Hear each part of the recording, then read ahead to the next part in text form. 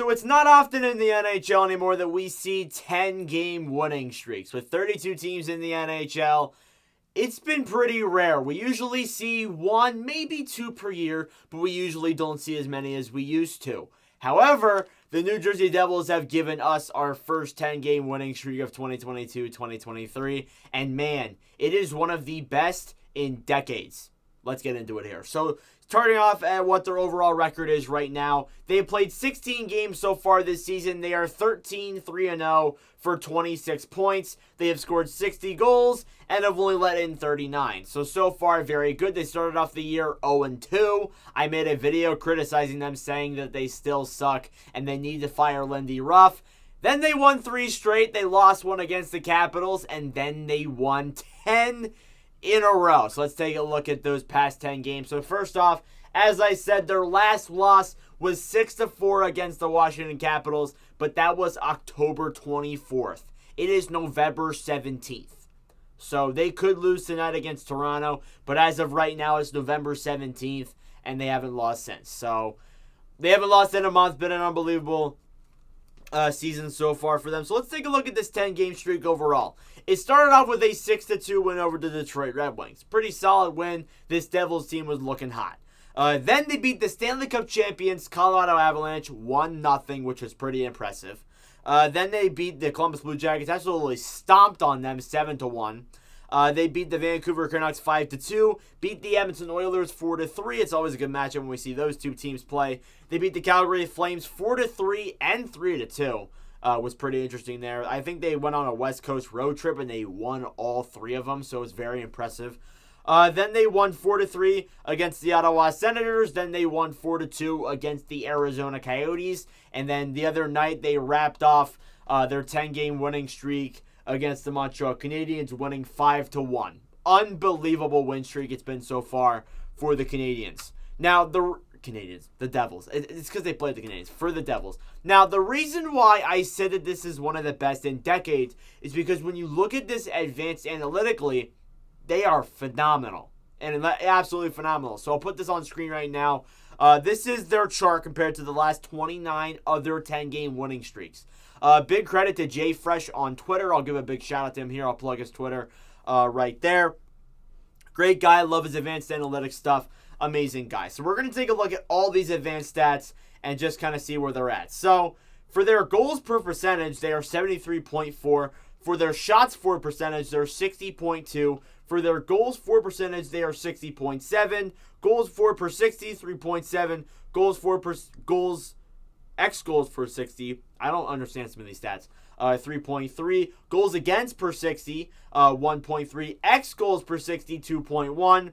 Shooting percentage, 9.6. Save percentage, 94.7. And PDO was 104.3. Now, out of the 29 other winning streaks that have reached 10 games, this is the one winning streak that is second. They are ranked second among all these winning streaks since 2007, 2008. And the only streak that is higher is the 2018-19 St. Louis Blues, which, let's face it, unbelievable.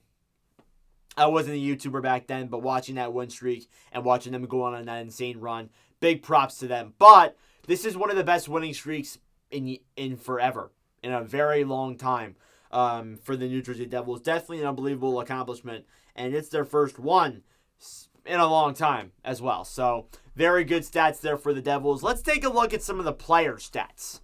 Who is doing well player-wise for this Devils team?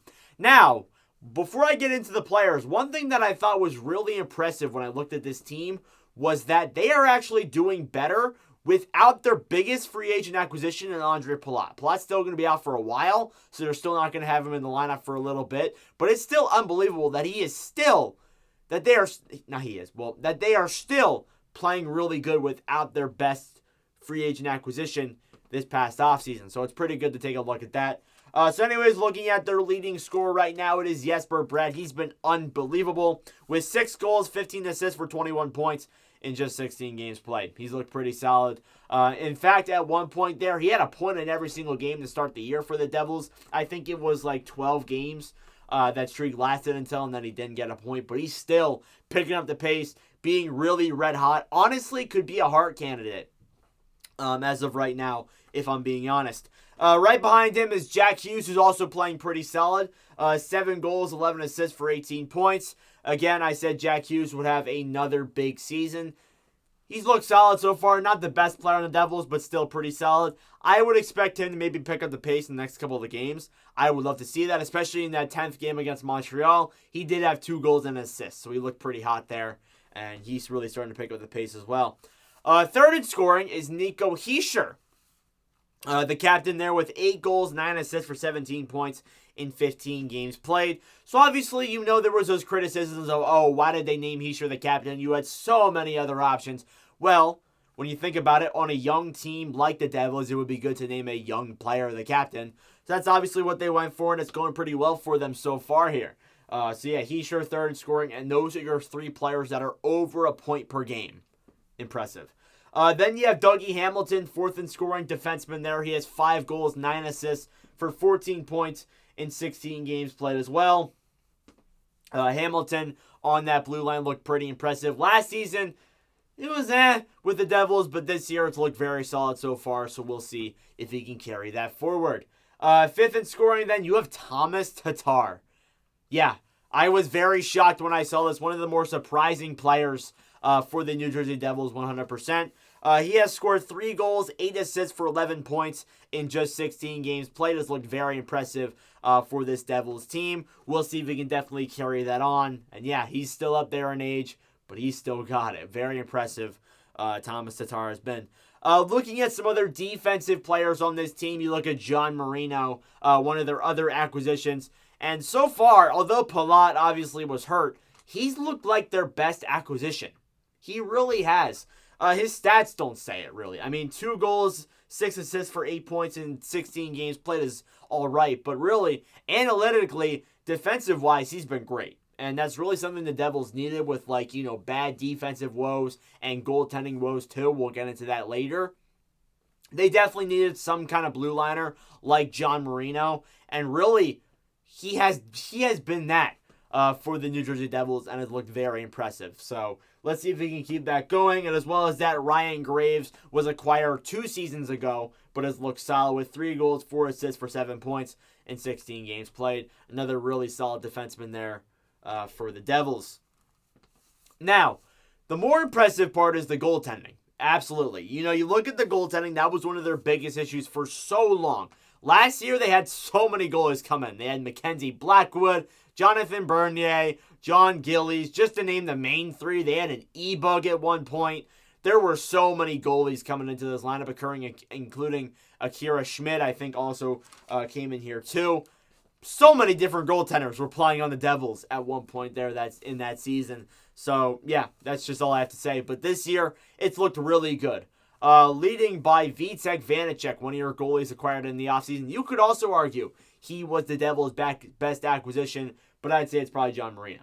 Vanacek so far this season is 7-1-0 with a 2.17 goals against average and a .915 save percentage in just 10 games played. Very good. I mean, you know, you saw some sparks of potential last season with a team like the Devils. They were young. All they really needed was some defensive acquisitions because they had some pretty good offense. Jesper Bratt and Jack Hughes led the way. But overall, I mean, you really needed some defensive acquisitions and a goaltender to really lock that down. And so far, Vitek Vanacek and John Marino have gotten the job done. And they've done a very good job at, you know, holding up the small parts of this Devils team. And I think that's very impressive. Then you have Mackenzie Blackwood, who unfortunately is kind of starting to take a trend downhill, which sucks. Because, you know, he was looked at to be one of those future NHL goalies as early as 2020-21. I remember even saying that in probably Devils videos too. But unfortunately, he's kind of regressed himself down to the backup as of right now, but still putting up solid stats. He is 4-2-0, a 2.79 goals against average, and a .880 save percentage in 7 games played. So maybe he can turn it around. Obviously, there's still room for improvement. And then the last goalie that I wanted to throw in here was Akira Schmidt. He also played some games this season, notably against the Ottawa Senators, and I think he also played against the Arizona Coyotes too, if I'm correct.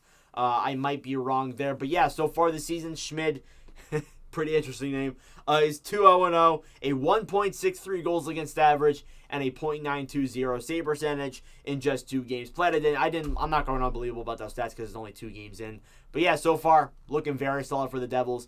Could be a potential up-and-coming goalie. And suddenly, when it looked like the Devils were screwed with goaltending, seems like they have a lot of options now. So we'll see what happens there with the Devils. But as of right now, this team looks great. And I just want to give a big, very special sorry out to Lindy Ruff. I think it was in the 4-2 win against Arizona. They were chanting, "Sorry, Lindy."